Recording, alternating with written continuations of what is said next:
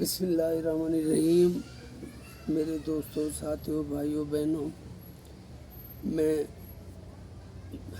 काफ़ी दिनों से मुल्तान से दूर था हूँ और कोशिश तो की है कि आपसे थोड़ा थोड़ा मेरा कनेक्शन बाहर रहे, चलता रहे। इसलिए मैं कभी रील्स बना के भेज देता, एक आध मैंने छोटी सी वीडियो की। आए तो मैं यहाँ किसी और मकसद से था, फैमिली के साथ।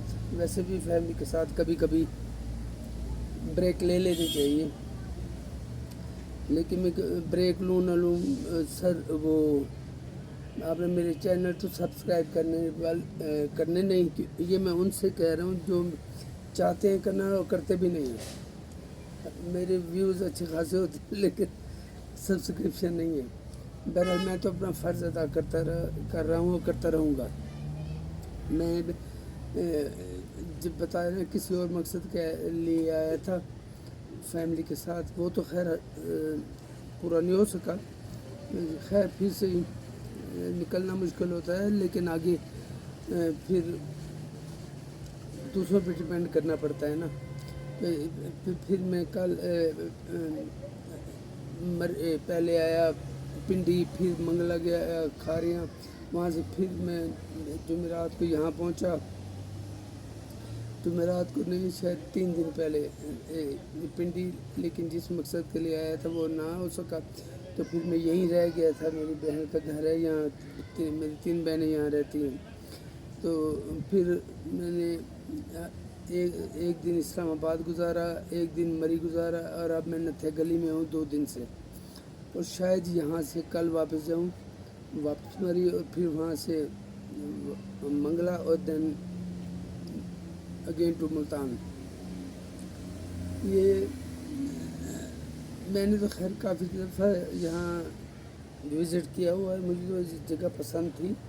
लेकिन मक्का कौसार की बात हो रही है, मैं माल रोड की बात नहीं कर रहा। माल रोड तो खैर नौजवानों का इलाका है। मुझे मरी की पेरीफेरी बहुत पसंद है, शुरू से वहाँ लगता हूँ।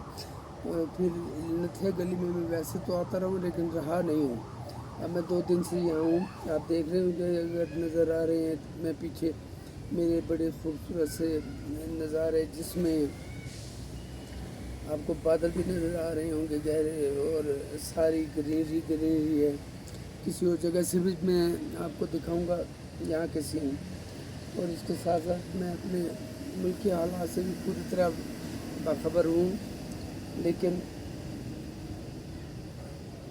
कुछ अच्छे तजर्बात भी होते हैं, कुछ तल्ख़ तजर्बात भी होते हैं। तल्ख़ तो अभी तक मैंने क्या कहना चाहिए, मेरे नज़रों में ऐसा सच नहीं आए मेरे सामने, लेकिन अच्छे तजर्बात मुझे मिलते रहे हैं। ये पैसे पिछले दिनों में मैंने अपने लाडला कहना चाहिए, लाडले मैंने अपने प्यारे हैं, मैंने मुतहरक नौजवान मिलनसार अली कासिम गिरानी के साथ एक शाम गुजारी। वो 8-10 दिन पहले की बात है। लेकिन फिर मेरा बेटी का मसला था। आप लोगों से दुआ है कि वहाँ उसके लिए खैरियत की दुआ करें। वो इस वक्त भी वहाँ है, मंगला में है, लेकिन उसे कल उन्होंने शिफ्ट करने खा रहे हैं अस्पताल। तो अल्लाह करे खैर खैरियत से सब कुछ हो जाए। तो बाकी मुल्क में जो कुछ हो रहा है सबको ही पता होता है। मैंने तो सिर्फ ख़बर पर अपना पॉइंट ऑफ व्यू पेश करना होता है। तो इसमें एक फ़ैसला महफूज हुआ है 2 दिन पहले, मखसूस सीटों वाला। उसके लिए तो मेरी क्लियर कट सोच है, हो सकता है 100% गलत हो, लेकिन वो ये है कि सुन्नी इत्तेहाद कौंसिल को क्या सीटें मिलेंगी? बिल्कुल नहीं मिल सकती। उन्होंने इलेक्शन ही लड़ा, तो क्या पीटीआई को सीटें मिलेंगी? किसी सूरत नहीं मिल सकती, क्योंकि उन्होंने भी पार्टी के तौर पर इलेक्शन नहीं लड़ा। चाहे निशान छिन गया था, लेकिन वो बैक्ड बाय पीटीआई के किसी भी पार्टी से इत्तेहाद कर सकते थे। पहले भी بعد میں انہوں نے بونگی ماری، وہ پاکستان سنی تھا تنظیم محکم کونسل پہ چلے گئے، تو انہیں بھی نہیں مل سکتی. تو کیا خالی رہ سکتی ہیں؟ قطعاً خالی نہیں رہ سکتی، سیٹیں تو فل کرنی پڑتی ہیں. تو کیا وہ انہیں ایسے بٹھا دیں گے اسمبلی میں؟ نہیں. وہ میرے ذہن کے مطابق یا تو الیکشن کمیشن اس کا ڈیسیژن کرے گا کہ کس طرح سے وہ سیٹیں تقسیم کی جائیں. وہ پروپورشنیٹ کے حساب سے ہی ملیں گی، کسی کو کچھ، کسی کو کچھ، کسی کو کچھ. لیکن اگر فرض کریں پی ٹی آئی کے جیت جاتی ہے، سیٹیں اسے مل جاتی ہیں، تو کیا فرق پڑے گا؟ تو کیا وہ پی ٹی آئی کے پاس وہ جو 26-27 سیٹیں رہ جائیں گی وہی، یا اس سے اتحاد کونسل کو ملیں گی تو ان کے پاس تھوڑی سی اسٹرینتھ بڑھ جائے گی، ورنہ کوئی قیامت حکومت کے لیے نہیں آنے لگی. اس کے ساتھ ساتھ اگر حکومت کو ملتی ہیں تو حکومت 2/3 میجارٹی میں آنے کی پوزیشن میں ہو جاتی ہے، اور پھر اپنی مرضی سے قوانین بھی بنا سکتی ہے، ترمیم کر سکتی ہے. چیف صاحب کا، چیف جسٹس صاحب کا ایکسٹینشن کا پروگرام اب 3 سال کا ہے، 28 تک کا ہے. یہ حکومت چاہتی ہے. یہ الگ بات ہے قاضی صاحب اپنے اوپر وہ امپلیمنٹ نہ کروائیں کیس، لیکن اگر 2/3 مل گئی تو قاضی صاحب کو بھی ایکسٹینشن ملے گی، حکومت اپنی مرضی سے ترامیم بھی کرے گی اور نئے قوانین بھی بنائے گی. اور چیف آف آرمی صاحب جناب حافظ عاصم علی صاحب بھی شاید جب تک معاملات سیٹ نہیں ہو جاتے وہ یہاں برقرار رہیں. یہ میری اپنی سوچ ہے. بہرحال اس کیس کا جو بھی نتیجہ ہو اس کو ہم ویٹ کر رہے ہیں، آج آ جائے کل آ جائے. کل چیف جسٹس صاحب نے فل کورٹ میٹنگ بلائی ہوئی تھی مشورہ وغیرہ کرنے کے لیے. اس سے اندازہ ہوتا ہے کہ وہ کسی نتیجے پر پہنچ چکے ہیں، کیونکہ فیصلہ تو محفوظ ہے. اکثریتی فیصلہ ہوگا، یہ متفقہ فیصلہ نہیں ہوگا.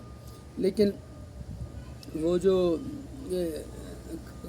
میٹنگ ہوئی ہے اس میں فائنل مشاورت ہو گئی ہوگی. ہو سکتا ہے نتیجہ آج آ جائے اس کا فیصلہ، یا کل آ جائے.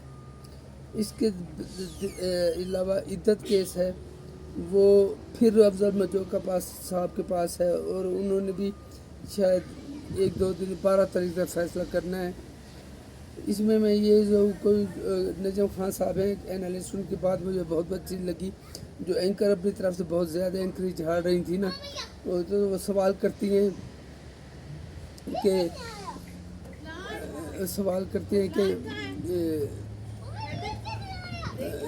اس کے سوال کے جواب میں وہ تجزیہ نگار جو نجم خان شاید ان کا نام ہے، انہوں نے بڑی اچھی بات کی کہ لطیف کو شرم آنی چاہیے، مفتی سعید کو شرم آنی چاہیے. تو اینکر صاحب کی بات بالکل آنی چاہیے. وہ کہتے ہیں خاور مانی کا کو شرم آنی چاہیے، اور کہ پتہ نہیں کس کس کو شرم آنی چاہیے. کہتے ہیں ہاں جی آپ ٹھیک کہہ رہے ہیں. تو اس کے بعد وہ کہتے ہیں کہ شرم نہیں آنی چاہیے تو صرف اس سے نہیں آنی چاہیے جس نے یہ ساری غلاظتیں پھیلائی ہیں. تو دیکھیں اس کا بھی فیصلہ 12 تک کورٹ نے کہا ہے کر دیں تو وہ ہو جائے گا. تو اللہ خیر کرے. یہ بچے مجھے ادھر ادھر سے تنگ کر رہے ہیں، تو آپ سے اجازت چاہتا ہوں. کسی وقت آپ سے گفتگو کروں گا. بہت بہت شکریہ.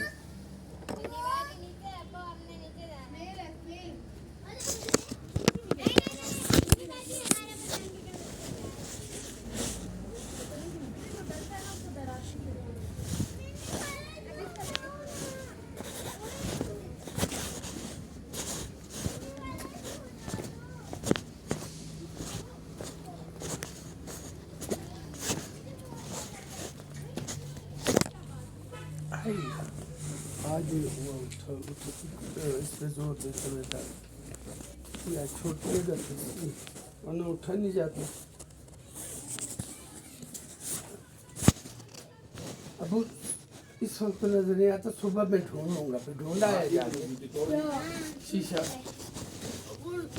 میں خود ڈھونڈوں گا جا کے، بے فکر ہے. نہیں ایسے میں تو میں کہہ رہا ہوں وہ ملے گا ہی نہیں. میں تو جا کے اٹھا کے کہیں پھینک دے، پھر نہیں ملے گا ادھر. لیکن ابھی کہ صبح کا دن وقت ہے.